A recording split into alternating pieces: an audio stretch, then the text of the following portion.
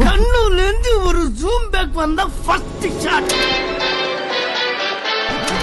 Beginners mistakes ఇవన్నీ.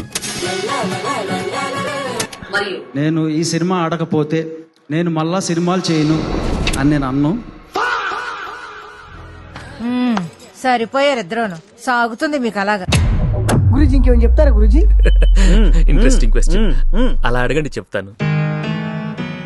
సాగాలి తెలుగు గాలి. ఎలా ఉందిరా?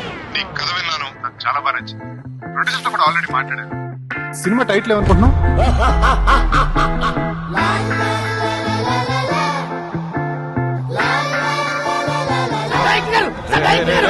సార్ మీ పేరేం పేరు సార్?